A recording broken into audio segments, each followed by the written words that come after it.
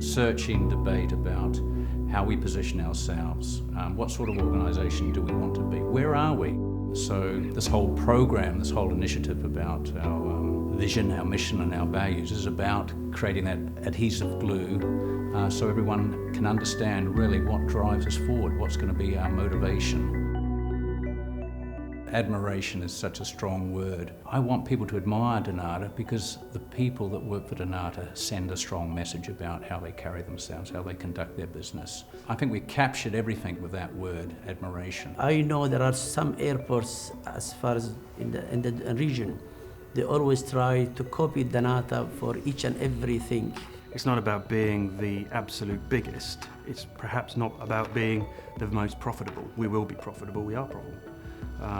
But it is about being admired for perhaps our customer service, perhaps for our creativity. And I think we do position ourselves as a quality company, quality provider, and I think that admiration and that vision of admiration, it all stems from actually doing what we do really well. So all in all, becoming most admired, you can only do it if you can come through on the promises that you make. The vision, to me, is something, when you're making a decision in your day-to-day work about, do I do A or do I do B, you stand back and say, well,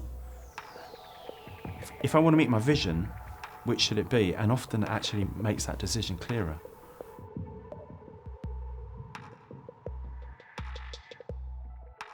We have another statement where we say we will fulfill the promises that our customers make.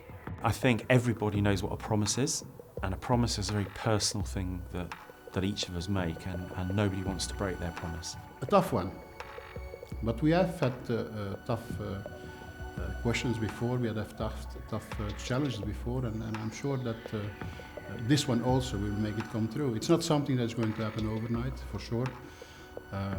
It's a long-term commitment. And we could have come up with something that was, we were comfortable about, but we wanted to send a message about striving for something a little more. It's about achieving that promise that's really important, isn't it? That is a challenge in different parts of the business because, and we're going to have people out there saying, well, how are we going to do that? Well, that's down to us. I'm confident we can. I'm confident that we have the workforce, that we have the motivation to achieve that. I think there's two aspects to why safety and security is an extremely important value. The first is, of course, the moral obligation to all of our staff and indeed to their families. But also, it just goes to the core of what we do in Dnata. And let's be very clear, if we get this wrong, if we have fundamental breaches of safety or security, it's probably one thing which can bring us down. We operate in very challenging markets. Look at our staff in Afghanistan and how they have been hit 5 times by the impact of collateral damage from bombs. Our customers are coming into that environment as well, so we need to consider their safety. But ultimately, we want our people to look after themselves, look after their colleagues, and clearly look after their customers and their customers' customers.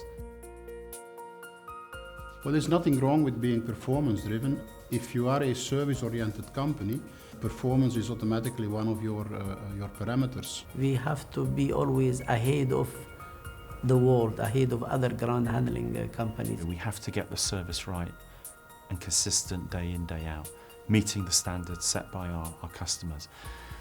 But at the same time, we've got to make money, and therefore performance improvement, making ourselves as efficient as possible is absolutely vital to the profitability of our business. We're not traders of businesses. This is what we do. We've acquired businesses, we've built businesses, and we've retained them. So that longevity is important in terms of performance, where we're going and what it means to us as an organisation. I'm passionate about service excellence. Our job is to deliver a seamless quality product to that person, and that person then will travel again on that airline, and that airline will be happy with me. They won't write nasty letters to me about what we've done.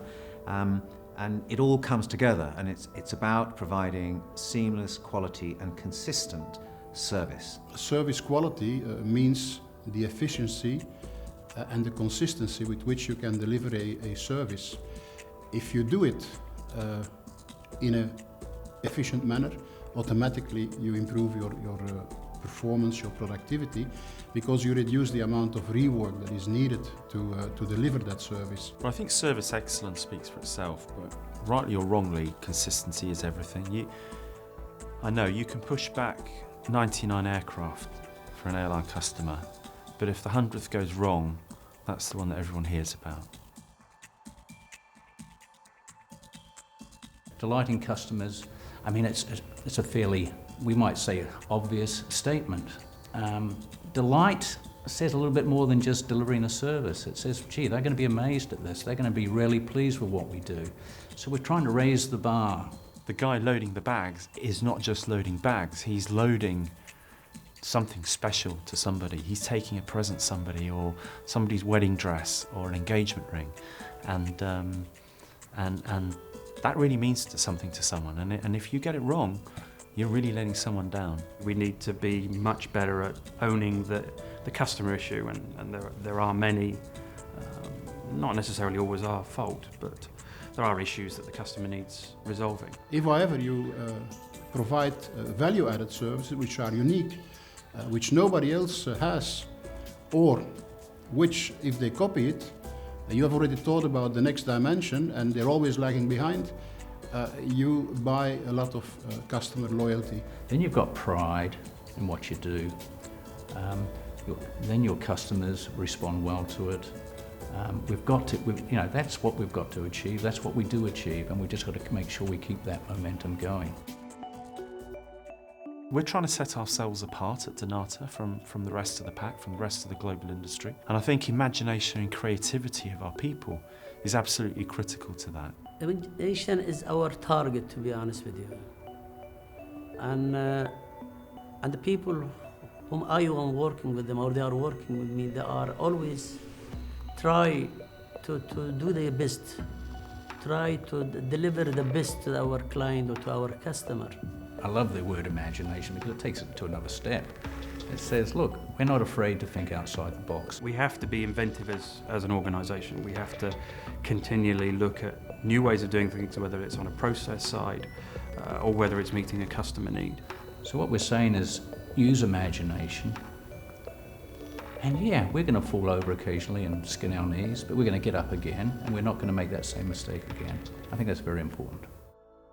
To me, if one really strikes at really pulls my strings, it's about respect. It's about how you behave, not just with your colleagues, with your peer group, but with your customers, with your suppliers.